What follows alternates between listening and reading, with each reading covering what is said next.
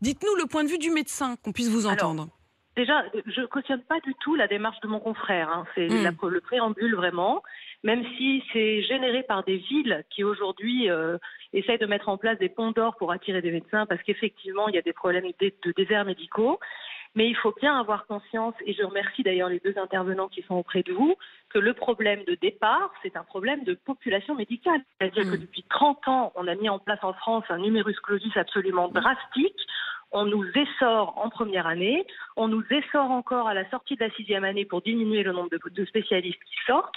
À la lumière en fait d'une idée de génie qu'ont eu des politiques qui se sont dit que c'est en diminuant le nombre de médecins qu'on diminuerait les dépenses de santé. C'est complètement surréaliste que ça. Et donc aujourd'hui, les déserts médicaux, ils se trouvent non seulement dans des villes reculées, mais ils se trouvent aussi dans les grandes villes.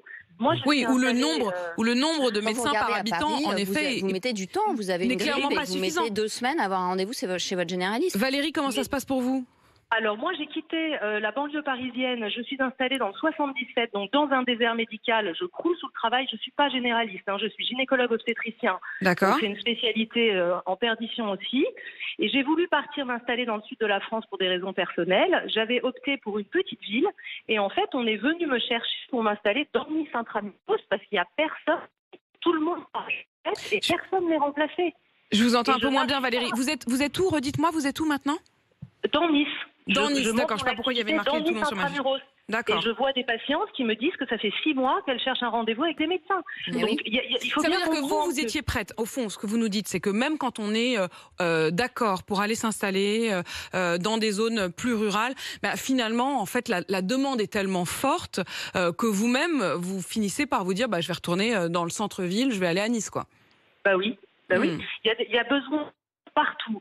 Alors, les politiques disent qu'ils ont ouvert le numerus clausus, totalement faux, parce que j'ai 3 enfants qui ont fait des études de médecine et je peux vous garantir que c'est aussi sélectif qu'à l'époque. Moi, j'ai fait la mienne, de première année de médecine.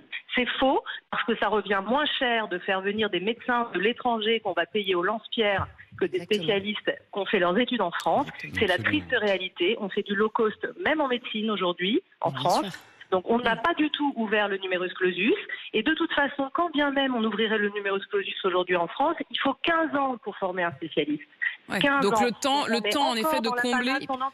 Et puis un généraliste, c'est pas un très bon signe. Si on prend l'exemple des généralistes, il y en a quand même un sur 2, je crois, qui est âgé de 60 ans ou plus et ils sont pas remplacés. Et Fiodor Ilov, quand vous entendez cette expression, j'ai vu que vous bondissiez de low cost. On fait du low cost, y compris dans la médecine. Vous savez, tout ça est quand même le symptôme d'une politique générale qui consiste à démanteler les services publics dans ce pays. Ça fait 30 ans que systématiquement, gouvernement après gouvernement, on nous explique qu'il faut respecter les contraintes budgétaires et que cela passe inévitablement par la destruction de nos services publics et en particulier du service public de la santé. Et alors, oui, c'est quand même très paradoxal que ceux qui continuent à promouvoir cette orientation, on est un peu les derniers quand même dans le monde aujourd'hui à vouloir continuer à faire comme Margaret Thatcher. Le dernier thatcheriste au pouvoir, c'est M. Macron, qui continue à dire il faut réduire les coûts, il faut réduire les coûts. Et ça, ça engendre aujourd'hui ce que nous avons sous nos yeux. Mais les gens qui n'ont plus de médecins, qui n'ont plus d'hôpitaux, pardon, mais qui c'est peuvent plus soigner. Surprenant, c'est d'autant plus Non, mais surprenant qu'on est quand même. Vous n'êtes pas d'accord, Marie? Non, mais d'autant qu'en plus c'est pas vrai. C'est-à-dire que l'argument de dire il faut faire des économies, il est faux. Les dépenses pour l'hôpital, quand on est contribuable et quand on est patient, on s'en rend compte, elles sont énormissimes. C'est juste que l'argent est mal alloué. On a 82 milliards d'euros qui part à l'hôpital. C'est pas rien, mais c'est mal alloué. C'est-à-dire qu'on crée sans arrêt des postes administratifs. Vous avez des médecins qui ne sont qu'administratifs.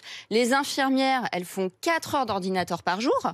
Et les médecins, quand ils doivent prendre une décision depuis la loi HSPT de Roselyne Bachelot. Et baisser de manière mais c'est pas seulement une sur les question de budget. D'accord, mais C'est que quand vous Roselyne avez Bachelot en 2009 avec la loi sur les 15 HSPT. dernières années, voilà le résultat. Oui, mais en c'est plus, pas qu'un problème quand la loi administratif et de HSPT de gestion et Roselyne d'allocation Bachelot des donne fonds. en 2009 tous les pouvoirs à la bureaucratie, vous entendez bien que même le médecin qui est là, il ne peut pas travailler comme il l'entend.